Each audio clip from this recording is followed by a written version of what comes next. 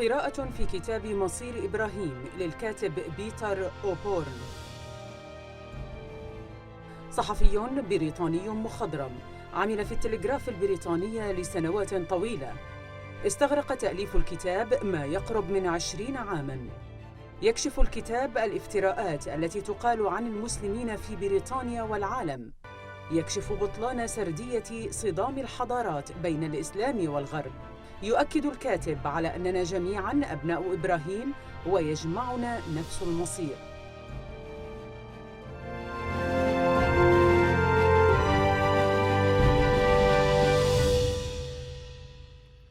Hello, my name is Peter Oborn, and I've just written this book, The Fate of Abraham, Why the West is Wrong About Islam. It's a book which has taken me almost 20 years to research and to write. And it's a book which exposes the lies and fabrications told about Muslims, both in Britain and also across the Muslim world. It exposes the way in which a false narrative is told about a clash of civilizations between Islam and the West. It's a book which argues that fundamentally we all worship the same God, the God of Abraham. And there's much more that unites us than divides us. Of course, we worship and understand God in a different way, but I think that's rather wonderful. The world is not a homogeneous place. Now, you may be asking, why is it that me, a British journalist, I'm, by the way, an Anglican, a Christian, I attend church in England regularly, why I set about exposing the falsehoods told about Muslims. And also, I'm not just I'm a conservative-minded British journalist. I believe in the British state, in Britain is a wonderful place.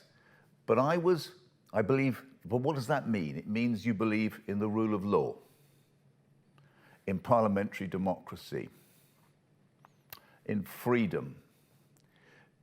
And what I saw as a younger journalist 20 years ago was the West breaching all of the things which it claimed and we claimed that to believe in. We told lies about the Iraq War. We practiced torture. We did not go through due process in the rule of law. We think there are still Muslims to this day who are completely innocent in Guantanamo Bay, 20 years on. We betrayed our own values. As a young journalist, at the start of this century, I was horrified by what I saw in the British press written about Muslims. I read stories almost daily that Muslims were dangerous, that they were dirty, they spread disease, all sorts of, they wanted to ban Christian festivals like Christmas. And one day I said to myself, I'm going to set myself a task. I'm going to go out and check those stories. I'm going to ask, are those stories true? So I went to Leicester, and where there had been a report in one of the British papers that young Muslim doctors were refusing to wash their hands for some religious reason. Completely untrue. One thing really horrified me. I went up to Manchester, where the Sun newspaper and the big TV channels had all gone huge, splashed on the story of a bomb plot to blow up Old Trafford Stadium. And according to the story, there were several Muslims, and they wanted to sit at different parts of the ground and then blow up as suicide bombers. I went to Manchester. I found out that the story was completely untrue. I tracked down one of the alleged bombers. He was a Kurd who'd fled from Saddam Hussein. He lived in a little flat in Manchester, and all his life, he'd supported Manchester United. That was a big link between him and Britain. And he'd gone to the ground, and he had his ticket, and when the police went to his flat, it meant so much to him that Manchester United ticket was pinned on his kitchen wall.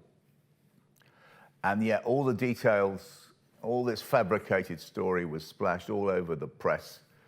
The man was so wrecked, really, or upset, or afraid as a result of what he'd been through, he would only talk to me anonymously.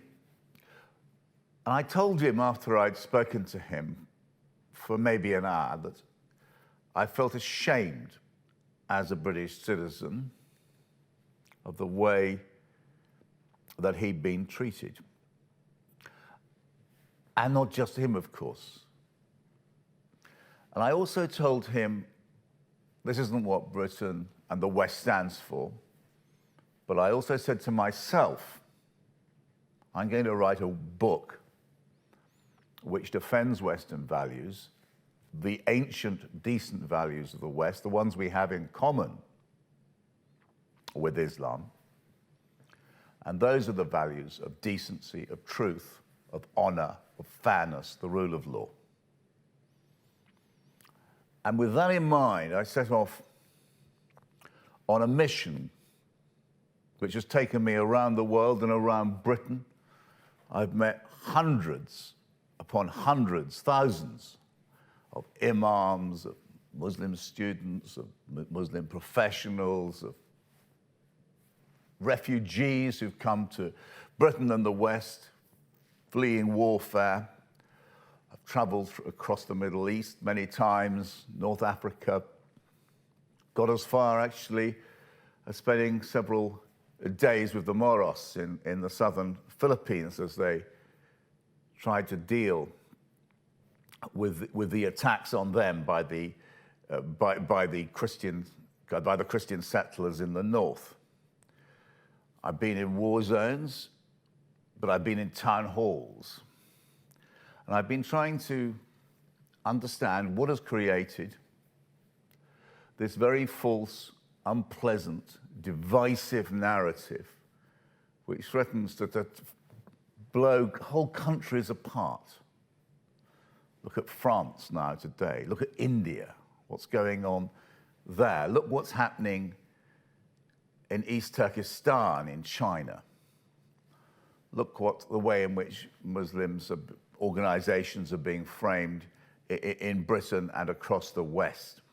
Look what happened when Donald Trump became President of the United States, supposedly the greatest country in the world, on the back of a series of completely false and ugly stories about Islam. I then said, what is creating this fake narrative? And I studied the organizations which propel it. That would be, I was horrified by the reporting in the mainstream media, not just the tabloid newspapers in Britain, but also the big broadsheets as well. I then realized that there was a kind of complicity between politicians and the press. So I investigated some of the scandals which have been projected across the British media. One example was in East Birmingham, 7 or 8 years ago, suddenly every paper was investigating the so-called Trojan horse scandal, which was allegedly an attempt by Islamist teachers to take over schools in East Birmingham. The government, Michael Gove, the education secretary, ordered in a former policeman to investigate. There were other investigations. The school management was wiped away. Now, as I investigated this carefully and scrupulously, I discovered that there was no Trojan horse plot. There were no Islamist teachers taking over these schools. I went to interview a very remarkable man called Tejah, and I asked him to tell me, what is your story? Very moving. Tejah had been brought up in Kashmir, in a village, no electricity. His father, in search of work, had come to Britain and eventually brought his family with him. So I think Tejah was about seven or eight. In the late 1970s, he arrived in Britain. He went to school. The schools were not very good, but he was a very bright lad, and he got through to university, and he got a nice job. And then one day he told me this. It was so moving. He was watching BBC, and there was a panorama documentary about a terrible school in East Birmingham where there were terrible exam results. It was all people who didn't have English, immigrants from immigrant backgrounds who didn't have English as a first language. Their only hope was to get a job as a taxi driver maybe at the end of it. They were never going to progress. And he watched this film and he suddenly realized it was about the school he had been to himself, Parkview School in East Birmingham. And at that point, he reached a determination. He said, I'm going to go back. I've done well. I'm very proud of what I've achieved, and make sure that others can do well too. So he became a governor of the school, and he started to introduce new techniques of teaching. He got rid of the rubbish, the staff who had been holding it back. And gradually the school improved. It had the awful results started to improve.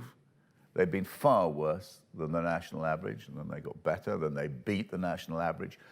And by the start of 2013, by about 9 years ago, it was one of the best schools in the country, even though 70% of the children did not speak English as a first language.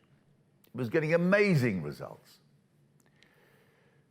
But at that point, there was a sort of whispering campaign got going against him. An anonymous letter was found. This talk that he was trying to Islamize the school and take it over. Inflammatory stories were written in the press. Before you knew it, he'd been forced out. And it was, I was pretty, and the more I looked at it, the more I saw that he was victim of smears, of hearsay. This was a remarkable man who had done amazing things for thousands of vulnerable school children and was being turned into some kind of figure to be despised. He's still banned from teaching to this day, all based on a gross misunderstanding. That is not the Britain which I respect, a Britain which punishes people for elevating and giving hope to thousands of people. I looked into a number of stories like this, and again, you find a common factor. Right-wing politicians working in partnership with a right-wing press, appealing to the lowest common denominator, and often provided with material by unaccountable think tanks. I want you to find out where this thinking had come from. So part of my book, part of the fate of Abraham, is about history. It traces back this suspicion of Muslims, this inflammatory talk about Islam, right back to the beginning. I go back as far in British history to the British historian, the father of British history, the Venerable Bede, who wrote the first history book in the 8th century after the birth of Christ. He was also Britain's first Islamophobe.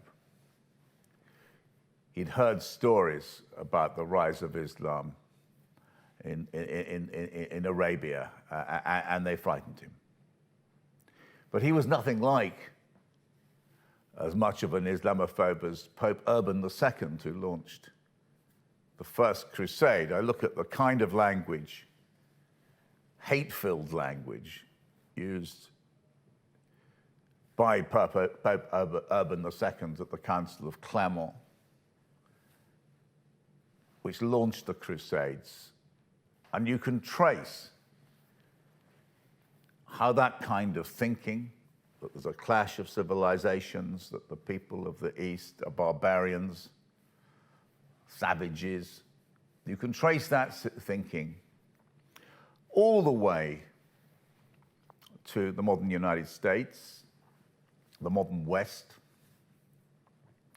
and you can trace the continuities, and it's as false as it ever was.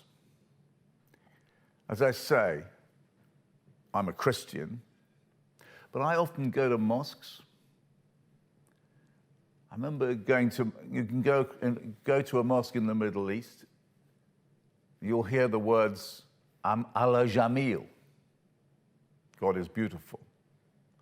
Go to a church in the Middle East, Allah Jamil, exactly the same words. And this attempt to turn our religions into something which go to war is a terrible thing. That's why I look at some of the, I look at the way the religions can be distorted. ISIS, Al-Qaeda, the cult of violence. But my religion, Christianity, is also distorted.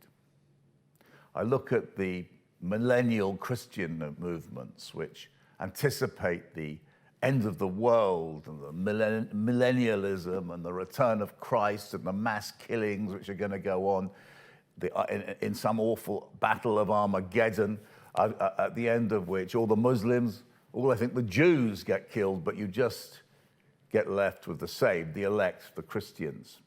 And I show how that demented thinking has shaped, in particular, foreign policy in the United States. And also, I think, the more secular movements like neoconservatism, which interprets the world as one which is a global battle of force where you do not respect the teachings of decency, rule of law, which enfranchises you to launch illegal wars on the basis that the West is best. We live in ultimately what I've learned an awful lot writing this book, because I've really gone out of my way to travel around Africa, around the Middle East, talking to people who have lived incredibly difficult lives. I've met saints. Abdul Sattar Idi, I had the great privilege of sitting next to and talking about his welfare work, zakat in Pakistan. I've written about him at length. Met so many people who have done so much beautiful work. I've just been talking to Abu Yusuf of Interpol about how he has brought hope to orphans and hospitals across the Middle East. There are so many wonderful people and so many wonderful Britons and people who, the National Health Service here, the wonderful work done by Christian orphanages. Religion can be such a force for good, but it can also teach terrible things. But what I've done in the end is to concentrate on the wonderful things that our great prophets have taught us down the centuries. And I have enormous hope that we can resolve the conflicts, which I think are false conflicts, generated by propagandists, by quacks, by interested parties. All of the great religions teach one thing only, the golden rule. Look after your neighbor as yourself. That's the basic teaching of the Jewish Torah. It's the basic teaching which Christ picks out of the learning from the Torah taught in the New Testament. And it's what the Prophet Muhammad, peace be upon him, taught in the Quran. Those are the compassion, love, care for your fellow men. Now, all religions, unfortunately, there are Christians, there are Muslims, there are Jews who do terrible things. Buddhists who do terrible things. Just look at the awful killings of the Rohingya Muslims in Burma, for instance. But they do those because of fallen humanity, not because the teachings of the great founders of our religions lead in that direction. But though I hold out a message of hope,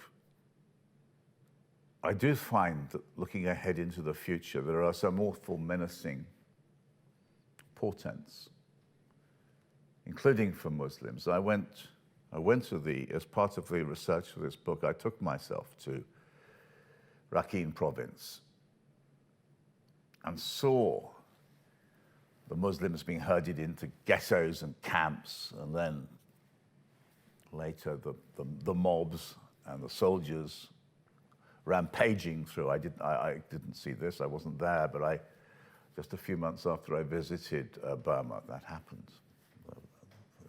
The Muslims, the Rakhine, the Rohingya were driven out of Burma, or many of them, and they live there in peril now. I went to Srebrenica, where a genocide took place, probably the most documented in history, only 25 years ago. That's 2 genocides aimed at Muslims in the last 25 years. Look at what's happening now in India, which is in what many very good judges say is in a pre-genocidal situation. Look what's happening in China. Now, in all of these circumstances, and the teachings are to dehumanize, minorities are dehumanized. Words like cockroaches get thrown around. Their humanity is denied. And that is how mass murder, ethnic cleansing, genocide happens. And the world all the forces which led to the terrible atrocities of the last century, including the Holocaust, all of those forces are still there. And that is why ultimately why I wrote this book. We need to treat our fellow citizens as our brothers, our sisters, fellow human beings. We shouldn't pillory them, invent lies about them. Bigotry can have the most awful consequences. So that is why I wrote this book, The Fate of Abraham, to say we are all brothers, we are all sisters, we are all part of fallen humanity. Thank you very much indeed for listening to me and watching me today.